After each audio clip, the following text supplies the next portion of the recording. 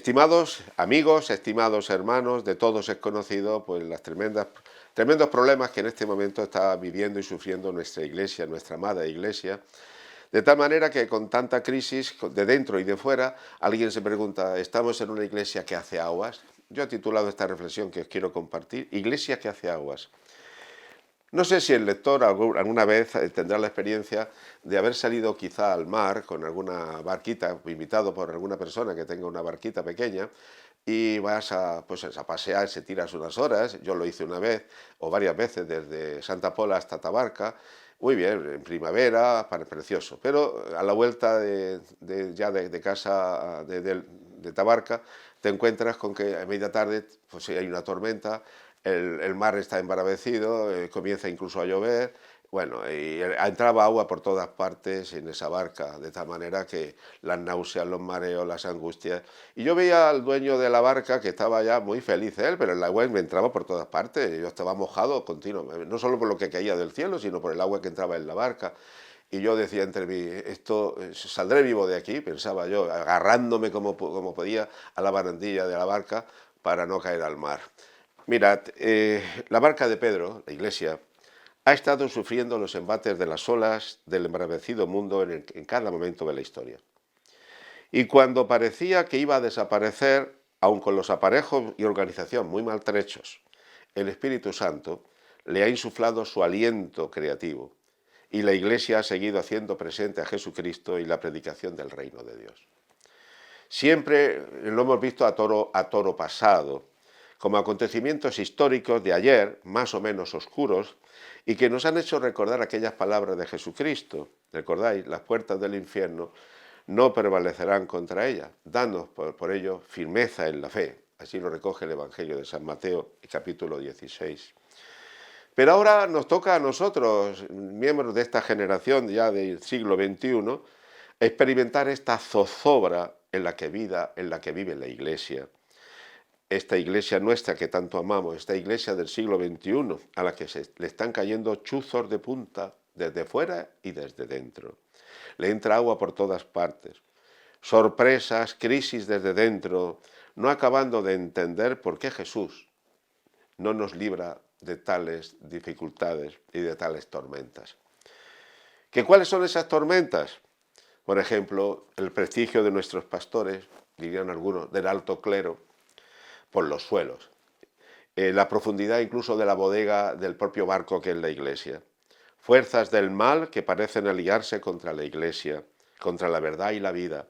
Aborto generalizado, eutanasia vendida como amor al sufriente, leyes transgénero, rechazo de la cultura judeocristiana, Iglesia que habla de ir al mar, mar adentro, pero con la constante tentación de quedarse en puerto seguro.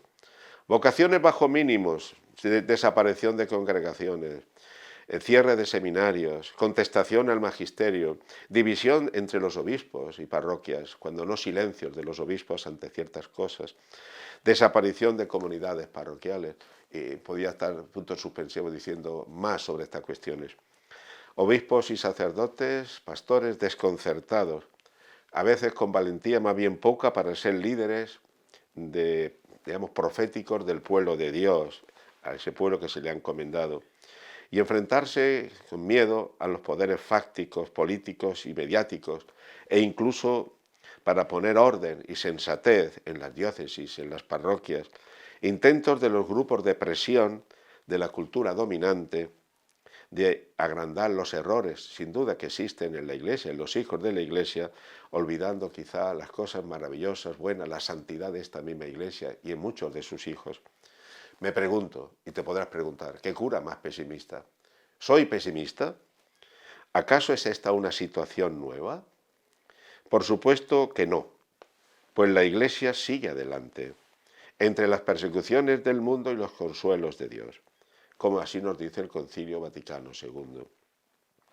Retomando el símil inicial de las tormentas que amenazan a la Iglesia de hoy, deseo expresar que a veces las tempestades que vivimos en la vida de la Iglesia pueden ser ocasión de que la providencia de Dios permita su purificación y desarrollar una fe más limpia a modo de poda, desde el modo de gobernar por parte de obispos y sacerdotes para que sea más evangélica y transparente, con más cercanía a clero y a pueblo. Esto por parte de los obispos y por parte de los sacerdotes, de los párrocos, hacia nuestro propio pueblo. Nuestra situación es en verdad compleja, difícil, preguntándonos, ¿por qué Jesús parece que está ausente y nos ha abandonado? Ante la multiplicidad de tempestades, puede surgir el temor y la apatía en quienes estamos en la barca de Pedro. Señor, ¿no te importa que nos hundamos? Nos confunde la tranquilidad y calma de Jesucristo ante nuestra situación eclesial, pues parece que como en la barca con los apóstoles, Jesús duerme, Jesús parece calla. El pánico de aquellos experimentados pescadores se asemeja al de muchos hijos de la Iglesia en los momentos actuales. Me parece que Jesús no les echa en cara a sus discípulos falta de preocupación y de trabajo por dominar la barca, sino les echa en cara su desconfianza hacia Él. No estoy yo en la barca, dice Jesús. Mientras yo esté a bordo, la barca no se hundirá. Lo digo como lo siento, y este es el Evangelio. Debemos perder el miedo al mundo y a las tempestades del mal, por la sencilla razón de estar unidos a Jesús. El miedo al mundo no puede amilalarnos, pues Cristo ha vencido al mundo. Juan 16. La Iglesia en general y los pastores en particular no podemos ser pasivos, pues la sociedad espera nuestro ejemplo más allá de los clásicos discursos.